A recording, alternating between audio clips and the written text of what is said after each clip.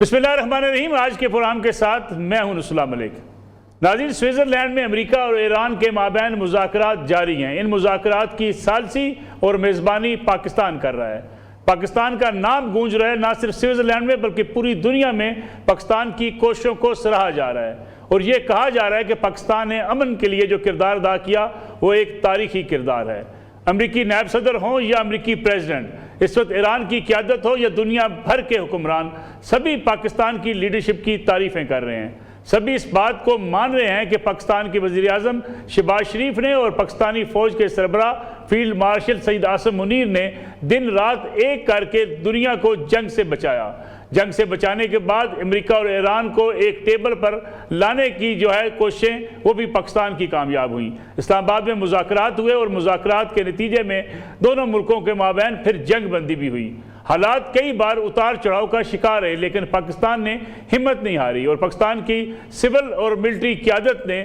دن رات ایک کیے رکھا۔ امریکہ کے ساتھ بھی رابطے رکھے اور ایران کو بھی قائل کیا کہ دونوں ممالک مل بیٹھیں اور جنگ سے دنیا کو بچایا جائے۔ مشرق وسطیٰ کے ممالک بھی پاکستان کے ساتھ کھڑے ہوئے، انہوں نے مل کر اس جنگ سے بچنے کے لیے اپنا بھرپور کردار ادا کیا۔ آج بھی جب پاکستان یہ میزبانی کر رہا ہے اور ثالثی کر رہا ہے تو امریکی نائب صدر یہ بات کہتے ہیں کہ وہ پاکستان سے محبت کرتے ہیں، اور انہوں نے یہ بھی کہا کہ پاکستان کے فیلڈ مارشل سے جتنی ان کی بات چیت ہوئی شاید اس دوران کسی سے نہیں ہوئی۔ گویا اس وقت بھی امید یہی ہے کہ پاکستان یہ جھنڈا حاصل کرے گا اور یہ جھنڈا ہوگا امن کی کامیابی کا۔ مذاکرات کا نتیجہ کیا نکلتا ہے؟ کئی بار یہ چیزیں کبھی نہ کبھی کسی خدشات کا شکار ہوتی ہیں، لیکن پاکستانی قوم اور پاکستان کی قیادت آج بھی اس بات پر یکسو ہے کہ اس کا کوئی نہ کوئی حل نکلے گا اور پاکستان امن کی کوششوں کو کامیاب کرانے میں کامیاب ٹھہرے گا۔ مذاکرات میں کیا کچھ بات چیت ہوئی اور اب تک کے حالات وہاں پہ کیسے ہیں، اسی پہ بات چیت کرنے کے لیے ہم آپ کو لیے چلتے ہیں سوئٹزرلینڈ،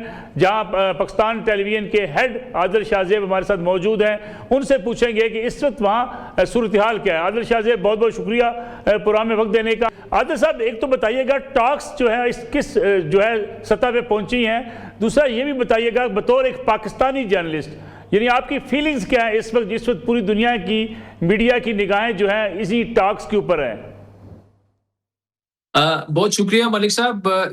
برگنسون اس وقت جو ریزورٹ ہے وہاں پہ ہم موجود ہیں۔ یہ زیورک سٹی سے تقریباً 1.5 گھنٹہ دور لوسرن ایک لیک ہے، بڑی پیاری، آپ کو پیچھے نظر آ رہی ہوگی، لیکن یہ اتنی پیاری جگہ ہے، اس کے باوجود یہاں جتنے ڈیلیگیٹس ہیں یا آفیشلز آئے ہوئے ہیں وہ اس خوبصورتی پر اس وقت ان کی نظر نہیں ہے۔ سب یہ چاہ رہے ہیں کہ دنیا میں ایک پائیدار امن قائم ہو۔ سب کی نظریں جو ہیں وہ انہی ٹیکنیکل ٹاکس پہ ہیں جو کہ ان سب میں ہو رہی ہیں۔ پاکستان کی بڑی زبردست بائیلیٹرل ملاقات ہوئی امریکی ڈیلیگیشن سے،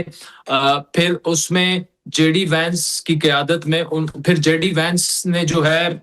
میرا ان سے انٹریکشن بھی ہوا۔ میں نے ان سے پاکستان کے رول کے بارے میں پوچھا، جس پر انہوں نے کہا کہ وی لو پاکستان۔ تو ایک بہت بڑا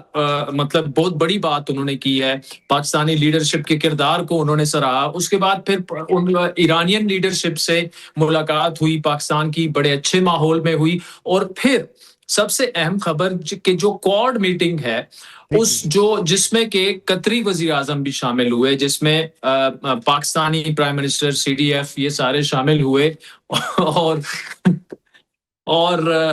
دوسرا جو ہے ساتھ میں ادھر سے آپ کو پتہ ہے وسیم بدامی صاحب گزر رہے تھے تو میں نے کہا چلیں تھوڑا سا وہ کر لیں۔ اچھا جی، تو بڑی اچھی ان کی ہوئی میٹنگ، اور اس کے بعد پھر بریک آ گئی، لیکن وہ کوڈ میٹنگ جو تھی ملک صاحب وہ اس کی سربراہی جو ہے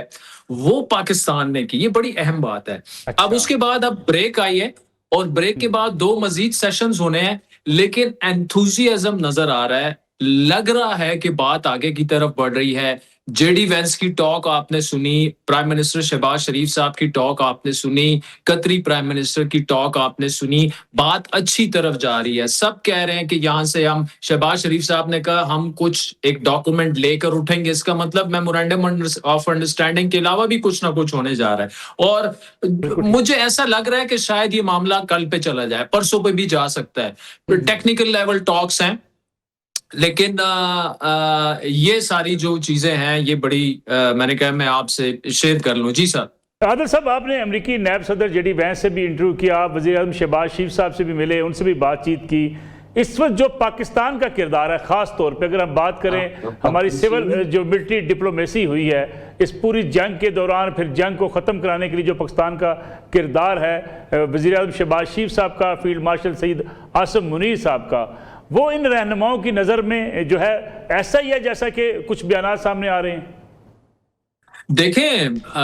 ملک صاحب، بیانات اپنی جگہ پہ، لیکن ہم تو یہاں باڈی لینگویج دیکھ رہے ہیں قریب سے. دیکھیں اس وقت جب میں آپ سے بات کر رہا تھا، بالکل ادھر کونے میں ہمارے انٹیریئر منسٹر محسن نقوی صاحب اور یہاں سے ایرانین جو فورن منسٹر ہیں عباس عراقچی صاحب، وہ ایسے آئے، آپس میں انہوں نے بات کی،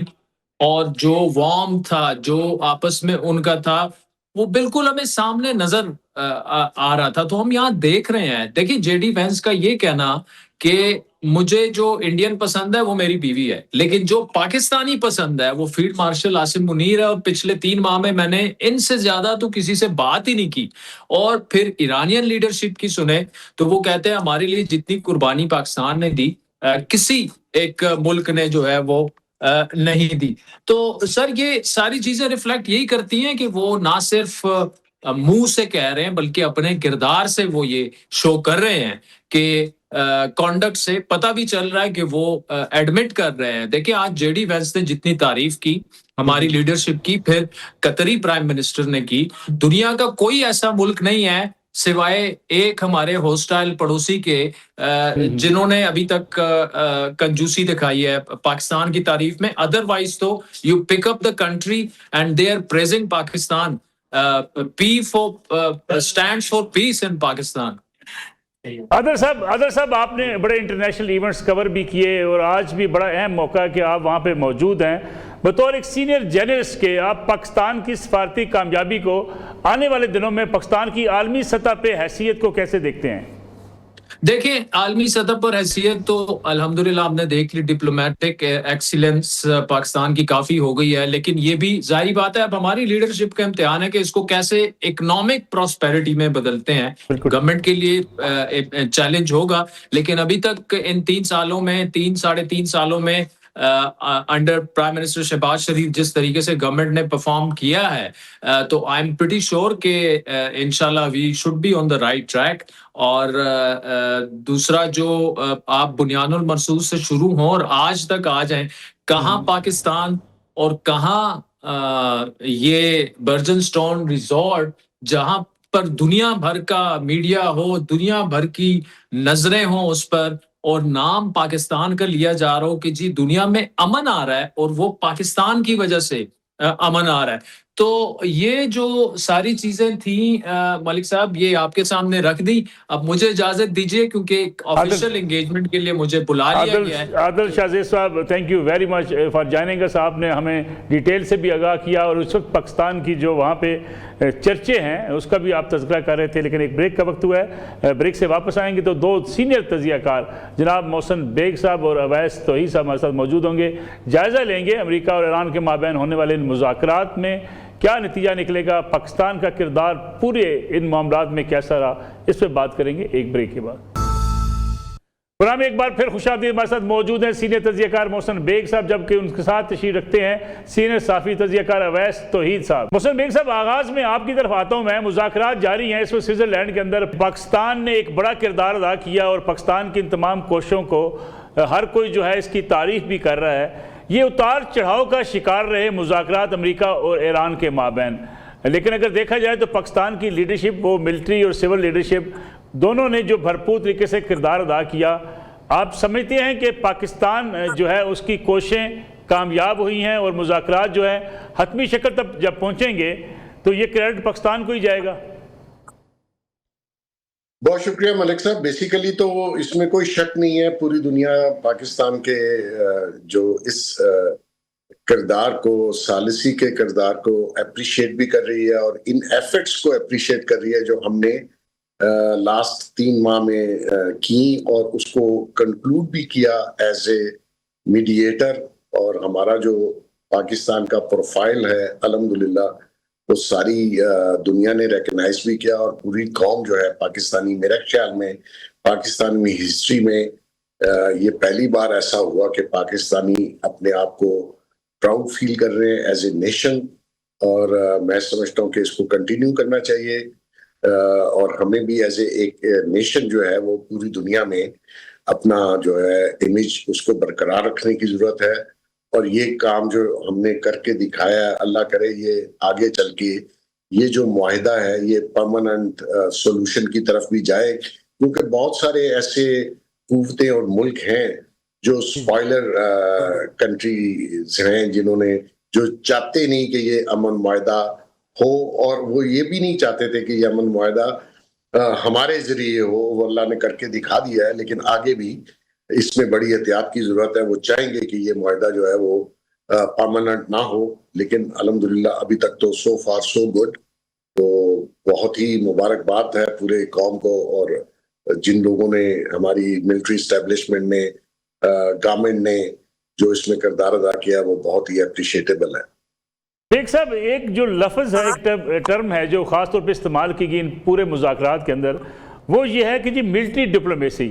جس کا بڑا جو ہے فروٹفل نتائج بھی نکلے ہیں۔ ہم نے ماضی میں دیکھا ایک زمانے میں یہ کہا جاتا تھا کہ جناب جو ہے اس وقت جو تعلقات ہیں امریکہ کے ساتھ، اس میں بڑا اہم کردار ہوتا ہے پاکستان کی اسٹیبلشمنٹ کا، لیکن اس بار بڑا واضح طور پہ یہ کہا جا رہا ہے کہ جو ملٹری ڈپلومیسی کی گئی خاص طور پہ مشرق وسطیٰ کے ممالک کے ساتھ اور امریکہ کے ساتھ، وہ بڑی جو ہے وہ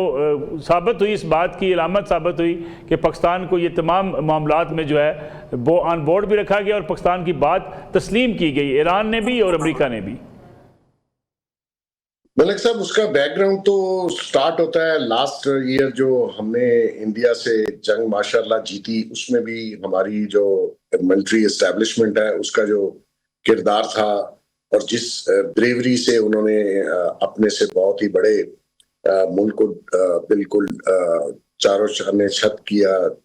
اور جس طریقے سے انہوں نے ان کو ڈیفیٹ دی، وہ پوری دنیا میں ہماری آرمی کا جو ہے وہ پروفائل بہت بڑا ایز اے کنٹری بھی، اور اسٹیبلشمنٹ جو ہے ہماری اس کا بھی، اسی کے تحت دنیا نے ریکگنائز کیا، کیونکہ آرمی اسٹیبلشمنٹ کی جو لیڈرشپ ہے اس میں بھی بہت واضح اور بڑا ہی ڈیسیژن میکنگ جو تھی وہ بڑی واضح تھی کہ آپ ڈیسیژن میکنگ میں کبھی کنفیوز نہیں ہوئے۔ اسی وجہ سے انہوں نے، امریکنز نے بھی ہمارے فیلڈ مارشل صاحب کو، کہ یہ کبھی ہوا نہیں، ان پریزیڈنٹڈ تھا کہ امریکہ کا پریزیڈنٹ لنچ پہ بلائے اور پھر 1 گھنٹے کی ملاقات 2.5 گھنٹے پہ چلی جائے۔ اور اس کے بعد جو ایران کے درمیان اور امریکہ کے درمیان جو سالسی تھی، وہ گورنمنٹ بھی اپنی جگہ تھی، لیکن آرمی اسٹیبلشمنٹ نے، فیلڈ مارشل نے پرسنلی لیول پہ جو ہے ان دونوں کو کنونس بھی کیا، کیونکہ وہ جو ایران کی خدا نخواستہ اگر ڈیفیٹ ہوتی تو وہ as a Pakistan, as a country, as a neighbouring country, ہمارے لیے بھی بہت سارے ایشو جو کھڑے ہو جانے تھے، جیسے کہ انڈین آرمی چیف نے ایک ڈیورنگ دا وار، ایران امریکہ وار میں جو فلسفہ بیان کیا کہ ہم پاکستان کو 3 طرف سے، ایران میں ان کی من پسند گورنمنٹ آ جائے گی، افغانستان ہے، ادھر انڈیا ہے، تو وہ جو اسٹریٹجیکلی پوزیشن ہے پاکستان کی، اس کے لیے بھی بڑا ضروری تھا کہ ہم ایفرٹ کرتے اور اس جنگ کو امیکیبلی ریزالو کرواتے۔ وہ ہمارے لیے بھی اور پوری دنیا کے لیے بھی وہ ایک ایسی جنگ تھی جس میں پوری دنیا اس سے سفر کر رہی تھی، ایون امریکنز کو بھی بہت لاس ہوا، ان کو بھی ڈیفیٹ ایک قسم کی ہوئی، انہوں نے سلنڈر بھی کیا، امریکہ نے ایران کے آگے ان کی ڈیمانڈز مان لی۔ تو اس میں ہمارا کردار ہمارے پاکستان کے لیے بھی اچھا تھا اور پوری دنیا کے لیے، تو اس میں آرمی اسٹیبلشمنٹ کی بات مانی گئی، اس میں کوئی شک نہیں ہے، انہوں نے ایفرٹس بھی بڑی کی ہیں۔ اور پھر اس اوپر سے جو شہباز شریف صاحب ہیں، ان کا بھی پروفائل جس قسم کا بنا، اور جس قسم کی انہوں نے پوری انٹرنیشنل کمیونٹی، چائنا، رشیا، ہمارے اسلامک جتنے کنٹریز ہیں گلف کے، ان کے ساتھ بھی جس طریقے سے ڈپلومیسی کی، وہ اس کی مثال پہلے تو نہیں ملتی۔ بالکل ٹھیک ہے۔ ویس توحید صاحب، امریکی نائب صدر جے ڈی وینس نے جس طریقے سے ملاقات میں سید عاصم منیر صاحب کے ساتھ اور شہباز شریف صاحب کے ساتھ جن خیالات کا اظہار کیا پاکستان کے حوالے سے، اس سے یہ ایک تاثر یہ بھی پیدا ہوتا ہے کہ جے ڈی وینس بھی شروع دن سے ہی بالکل پاکستان کی طرح اس جنگ کے مخالف تھے. جیسے پاکستان نے ہمیشہ سے ایران کو بھی یہ باور کرایا, امریکہ کو بھی اس بات پہ کنونس کیا کہ جنگ جو ہے وہ پورے خطے کو اپنی لپیٹ میں لے گی, اس کے نقصانات پوری دنیا کے لیے ہوں گے. جے ڈی وینس کا جو بیہیویئر رہا وہ بھی آپ سمجھتے ہیں بڑا پازیٹیو تھا, اور خاص طور پہ اگر آج کے مذاکرات کی تکنیکی مذاکرات کی بات کی جائے معاملات بہتری کی طرف چلے جائیں گے؟ شکریہ نصر اللہ صاحب. دیکھیے جے ڈی وانس جو ظاہری بات ہے کہ نائب صدر ہیں, اور اس پورے 111 دن کی جو ڈپلومیسی ہے, غیر معمولی مثالی ڈپلومیسی پاکستان کی, جس کو لیڈ کر رہے تھے, جس کے آرکیٹیکٹ تھے, جو برج کا کردار ادا کر رہے تھے, وہ فیلڈ مارشل جنرل ناصر منیر صاحب خود 2 دفعہ ایران تشریف لے کے گئے, اور جنگ کے دوران ان خطرات کے باوجود کہ اسرائیل ایک اسپوائلر اس خطے کے اندر موجود ہے, جو لبنان کے اندر خوریزی جس نے کی ہوئی ہے, اور اس پوری ڈپلومیٹک ایفرٹ کو ڈی ریل کرنے کے لیے وہ ہمیشہ تیار رہتا ہے. تو جے ڈی وانس سے اس 111 دن کے اندر جو ہے وہ جو ہمارے فیلڈ مارشل جنرل ناصر منیر صاحب ہیں, ان کا مستقل رابطہ رہا ہے 24/7. غالباف صاحب سے, اسپیکر جو ایرانی پارلیمنٹ کے ہیں, اور عباس عرافتی صاحب سے, اور خاص طور پہ جے ڈی وانس سے جو ہے وہ رابطہ. اور آج جے ڈی وانس نے سوئٹزرلینڈ میں عذرائے مذاق کہا بھی کہ ان کی جو ہے وہ 2 شخصیات ان کی زندگی میں بہت اہمیت کے حامل ہیں. ایک ان کی انڈین وائف, اور دوسرا فیلڈ مارشل جنرل ناصر منیر صاحب, جن کے ساتھ 3 مہینے کے دوران جو ہے جتنی بات ہوئی ہے شاید ہی کسی اور شخصیت سے اس 3 مہینے کے دوران بات ہوئی ہے. تو اس کا ان کا اشارہ جنرل ناصر منیر صاحب کی ایفرٹس کا تھا. اس کا مطلب ہے کہ یہ نہیں کہ صرف ملٹری ڈپلومیسی نے اپنا کام انجام دیا, بلکہ سویلین ڈپلومیسی جس کو لیڈ کر رہے تھے شہباز شریف صاحب, اسحاق ڈار صاحب جن کی وزارت خزانہ جنہوں نے ماضی میں سنبھالا ہے, اور ان کی ایک وزیر خارجہ کے طور پہ ایک سوالیہ نشان تھا, لیکن انہوں نے کافی ایفرٹ کی دن رات. اور آج بھی جب ہم بات کر رہے ہیں تو کائرو کے اندر وہ اس وقت مذاکرات کر رہے ہیں فارن منسٹر کے ساتھ, جو کوڈریلیٹرل ہے. لیکن نصر اللہ, جو اس وقت جو سوئٹزرلینڈ کے اندر برگن اسٹاک کے اندر ہائی لیول ٹاکس ہو رہی ہیں, ہائی سٹیکس ہیں اور ہائی لیول ٹاکس ہیں, جس کے اندر جے ڈی وانس ہیں, اسٹیو وٹکاف ہیں, جیریڈ کشنر جو داماد ہیں ڈونلڈ ٹرمپ کے, وہ وہاں پہ موجود ہیں, اور ایران کا ڈیلیگیشن باوجود اس کے کہ گزشتہ روز انہوں نے اپنا ہرمز کو ریولوشنری گارڈز نے بند کر دیا تھا, اور ابھی تک ان کا اصرار ہے کہ لبنان پہ جب تک سیز فائر نہیں ہوگا اور اس وقت تک وہ اپنا ہرمز کو بند رکھیں گے. حالانکہ امریکہ کی طرف سے جو اطلاعات آ رہی ہیں وہ یہ کہ وہاں پہ ٹریفک یا آمد و رفت جو ہے وہ جاری ہے. جو پاکستان کی ایفرٹس ہیں کہ خود انٹیریئر منسٹر محسن نقوی صاحب کو تہران بھیجا گزشتہ روز فیلڈ مارشل جنرل ناصر منیر اور ہمارے سویلین لیڈرشپ نے, تو اس پورے جو مذاکرات کے جو کو ڈی ریل ہونے سے بچانے کا جو کردار ادا کیا ہے وہ پاکستان, اور آخری سٹیجز کے اندر قطر نے. اور قطر جو ہے وہ ایران کے جو انفریزنگ آف اکاؤنٹس ہیں, جو منجمد ایسیٹس ہیں ان کے, اس میں ان کی ہیلپ کر رہی ہے. اور آج مسعود پزشکان نے ایک اپنے بیان میں بھی کہا ہے کہ قطر سے انہیں $6 بلین جو ان کے منجمد سانسے تھے, ان کی رقم جو ہے ان کو نیگوسیشن سے پہلے مل جائے گی. تو ایک ہائی لیول ٹاکس, لیکن اس وقت ایجنڈے پہ ایران کے ہے کہ لبنان کے اندر سیز فائر, وہ کہتے ہیں یہ پہلا پوائنٹ ہے میمورینڈم آف انڈرسٹینڈنگ کا, مفاہمتی یادداشت کا, جس میں ڈونلڈ ٹرمپ مذاکرات کار ثالثی کا کردار جو پاکستان ادا کر رہا ہے ان کی طرف سے وزیر اعظم شہباز شریف کے اور مسعود پزشکان کے, کہ comprehensive cessation of hostilities on all fronts including Lebanon. وہ کہہ رہے ہیں پہلا یہ. دوسرا پھر وہ کہتے ہیں کہ ان کی اس مذاکرات کے اندر ان کی امیدیں ہیں کہ وہ آئل اور پیٹروکیمیکل جو پروڈکٹس ہیں ان کی جو جن پہ پابندیاں لگی ہیں ان پہ اجازت لیں, اور تیسرا جو فروزن اکاؤنٹس ہیں ان کی انفریزنگ، یعنی کہ وہ ان کو منجمد نہ کیا جائے، اور ان کے اثاثے جو ایران کے جو منجمد ہوئے تھے 1979 کے اسلامک ریولیوشن اقتصادی پابندیوں کے بعد، وہ کھول دیے جائیں۔ تو اگلے 60 روز، ابھی تو آج کے دن یہ ہے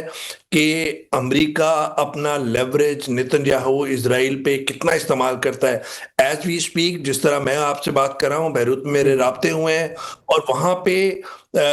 صدر لبنان کے اندر، جنوبی لبنان میں گزشتہ روز جو خونریزی تھی گزشتہ ایام میں، اس میں خاموشی ہے، اور لگتا یہی ہے کہ واشنگٹن کا ایک اثر سوق اسرائیل کی طرف گیا ہے، پریشر کیا ہے، اور خود جے ڈی وانس اور جو ٹرمپ ہے انہوں نے نشانہ بنایا۔ ابھی کچھ دیر قبل ہی ڈونلڈ ٹرمپ نے بیان دیا کہ I am disappointed with Israel, جس طریقے سے وہ بمباری کر رہے ہیں، اور دوسرا انہوں نے ایران کی طرف بھی اشارہ کیا اپنے سوشل میڈیا میسج کے اندر کہ ایران جو ہے وہ اپنی، بقول ان کے، کہ اپنی پراکسیز کی مدد کرنا بند کریں تاکہ مشرق وسطیٰ کے اندر ایک پائیدار امن ہو سکے۔ تو اس وقت ایک ایسے اس وقت سطح پر ہے یہ ٹاک جہاں پہ میک اور بریک کی صورتحال ہے، اور پاکستان اور قطر کی جو قیادت ہے جو اس وقت برگن اسٹاک سوئٹزرلینڈ میں موجود ہے، ان کی یہی کوشش ہے کہ یہ اپنے ٹریک پہ رہے، اور ایران اور امریکہ، اگر آپ مجھ سے پوچھیں تو وہ ایران نہیں چاہتا یہ جنگ میں واپس جانا، اور نہ ہی امریکہ۔ تو میں سمجھتا ہوں کہ اسرائیل جو ایک اسپوائلر کے طور پہ کام کر رہا ہے، وہ ان پہ کتنا لیوریج استعمال کر سکتا ہے آنے والے دنوں کے اندر، وہ ایک ڈیٹرمنٹل ہوگا۔ 60 دن جو ٹائم فریم ہے وہ میرے خیال میں کم ہے، کیونکہ اوباما ایڈمنسٹریشن کے دوران 20 ماہ لگے تھے نیوکلیئر ڈیل کو پائے تکمیل تک پہنچانے کے لیے، لیکن آپٹیمزم ہے، کاشیس آپٹیمزم ہے، لیکن یہ کہ سیز فائر اس وقت تک موجود ہے، اور دونوں جو وارنگ کنٹریز ہیں وہ موجود ہیں، مذاکرات موجود ہیں، تو ایک آپٹیمسٹک جو ہے وہ ہے کہ جی خطے کے اندر یہ امن ہو سکتا ہے اگر یہ مذاکرات اپنی ڈگر پر چلتے رہیں، نتیجہ خیز اس سے نتائج جو ہے وہ حاصل کیے جا سکتے ہیں۔ اویس طیب صاحب، ہمیں ایک لینی ہے کمرشل بریک، واپس آتے ہیں اس کمرشل بریک کے بعد۔ پروگرام میں ایک بار پھر خوش آمدید۔ محسن بیگ صاحب، آپ امریکی جو ہے پالیسیوں کے اوپر آپ کی بڑی گہری نگاہ ہوتی ہے۔ اگر ہم ڈونلڈ ٹرمپ کی بات کریں تو ابھی کچھ دیر پہلے جس کا ذکر اویس طیب صاحب نے بھی کیا کہ ان کے ایک سوشل میڈیا پر پیغام میں ایک طرف وہ اسرائیل کے بارے میں بڑے سخت الفاظ کا چناؤ کر رہے ہیں، دوسری طرف وہ جو ہے ایران کے حوالے سے بھی کہہ رہے ہیں کہ جی پراکسی آپ کو بند کرنی پڑیں گی لبنان کے اندر، ورنہ ہم دوبارہ حملے کریں گے اور سخت حملے کریں گے ایران کے اوپر۔ امریکہ مذاکرات کے دوران اس قسم کے ڈونلڈ ٹرمپ کی طرف سے جو بیانات آتے ہیں، مذاکرات کے راستے میں رکاوٹ بن سکتے ہیں، یہ ایک اسٹریٹجی ہے جو ڈونلڈ ٹرمپ اختیار کیے ہوئے ہیں؟ بیسیکلی ملک صاحب، جتنے بھی مذاکرات میں ڈیلے آیا وہ ٹرمپ صاحب کے ایسی ہی بیانات اور گفتگو تھی جس کی وجہ سے ایرانین قیادت ان پہ ٹرسٹ نہیں کر رہی تھی،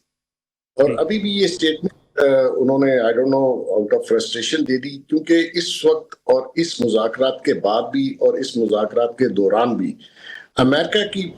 جو پوزیشن ہے وہ بڑی ونریبل ہے، کیونکہ امریکن جو بھی اسرائیل کو کہیں، میرا نہیں خیال کہ اسرائیل پہ ان کا 100% کنٹرول ہے، اور اسرائیل چاہے گا کہ وہ امریکہ کی بات کو اس منوان تسلیم نہ کرے، وہ چاہتے ہی نہیں ہے کہ کبھی امن ہو، وہ اپنا ایجنڈا لے کے آگے چل رہے ہیں۔ تو امریکہ کی پوزیشن جو ہے وہ بڑی ہی کمزور ہوگی اگر دوبارہ سے وہ لیبنان میں یا غزہ میں دوبارہ سے وہ بامنگ کرتے ہیں یا علاقہ جو ہے وہ اس پہ قبضہ کرتے ہیں، تو آنے والے دنوں میں یہ سمجھ رہا ہوں کہ جو پوزیشن اسرائیل کی